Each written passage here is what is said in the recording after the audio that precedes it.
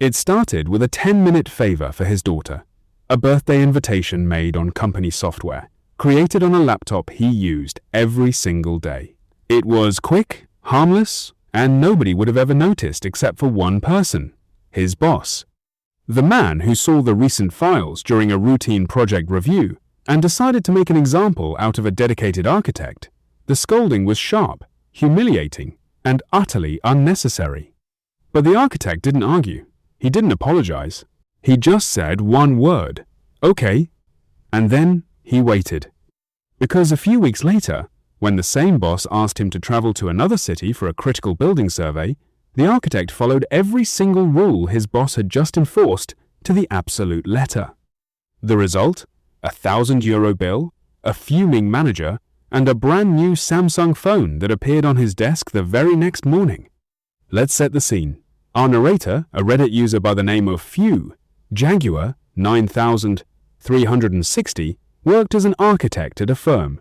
It wasn't a glamorous job, but it paid the bills, and he was good at it. He was the kind of employee who showed up, got things done, and rarely caused any trouble. Like most people who spend 8 hours a day staring at a computer screen, he had developed a quiet efficiency. He used the company laptop for CAD drawings, project files, emails, and the occasional personal task that took no more than a few minutes. Nothing that interfered with his work. Nothing that cost the company a single penny.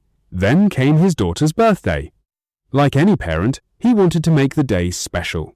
He wasn't a graphic designer, and he didn't have fancy software at home, but he did have expensive, powerful, professional-grade Photoshop installed on his work laptop. So he opened it up, spent maybe 10 minutes putting together a simple, heartfelt invitation, printed it out, and thought nothing more of it. 10 minutes. That's all it took. A few weeks later, he was reviewing a project with his boss.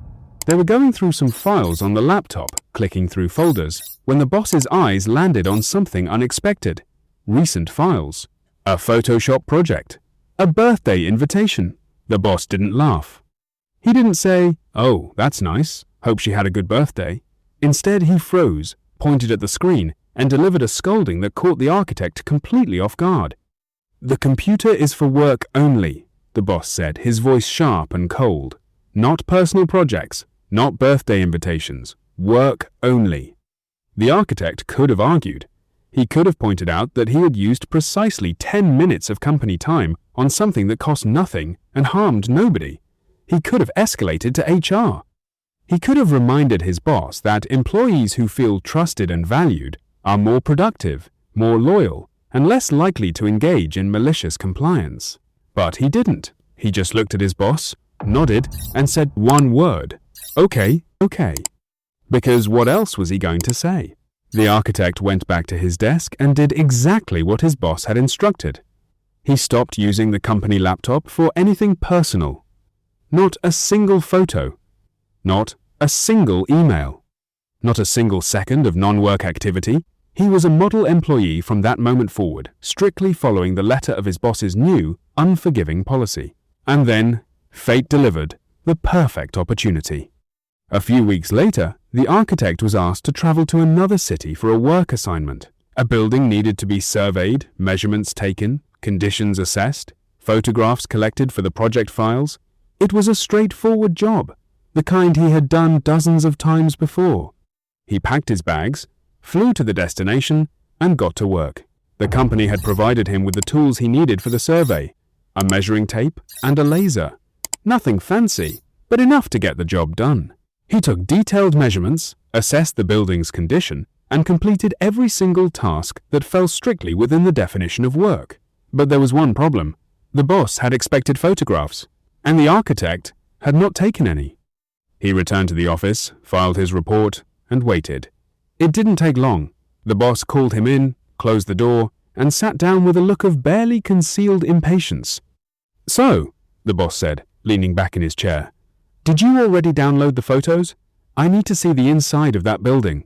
The architect met his gaze calmly. "I haven't taken any photos," he said. The boss blinked. "What do you mean you haven't taken any photos? That was the entire point of the trip," the architect explained, with perfect, maddening politeness. that he had been unable to take photographs because his phone was personal property. And personal property, as the boss himself had recently made crystal clear, was not to be used for company business. "You told me," the architect said, "that the company laptop was for work only. I assume the same applies to all company-issued equipment. Since I don't have a company-issued phone, I couldn't take any photos. My personal phone is for personal use only." The silence that followed was deafening.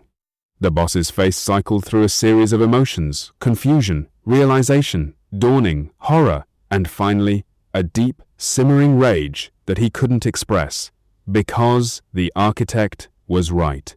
Months earlier, the architect had actually requested a work phone from the company. The request had been reviewed, considered, and denied. The company had refused to provide him with a device for work-related communication, and now that refusal had come back to haunt them in the most expensive way possible. The boss had a choice. He could admit he had been wrong about the laptop policy. He could apologize to the architect and ask him to use his personal phone just this once. But that would mean swallowing his pride, and some men would rather burn money than admit a mistake. So he did the only thing his ego would allow. He bought the architect a brand new Samsung phone, a company phone, this time, and sent him back to the same city to take the photographs he should have taken the first time. The costs added up quickly: flights, hotels, meals, transportation, and of course, the brand new smartphone that the architect had requested months ago and been denied. Total bill: more than €1,000, roughly $1,150 at the time, all because a boss couldn't let go of a 10-minute birthday invitation. The story, posted to Reddit's Malicious Compliance subreddit on November 21, was upvoted more than 12,000 times. Commenters celebrated the quiet genius of an employee who didn't scream, didn't quit, and didn't cause a scene. He just followed the rules. This story has become a modern classic in the malicious compliance genre because it exposes a fundamental truth about workplace power. Rules cut both ways. A boss who enforces petty restrictions on his employees is also binding himself to those same restrictions. And when an employee quietly, patiently, and perfectly follows every single one of those rules, there is nothing the boss can do but pay the price. The architect didn't set out to cost his company €1,000. He didn't plan elaborate revenge or spend weeks scheming. He just did exactly what he was told and let his boss's own words do the rest. In the end, he got the work phone he had asked for. His boss got a lesson in humility, and the company got a bill that could have been avoided entirely if someone had just said, "Hey, nice invitation.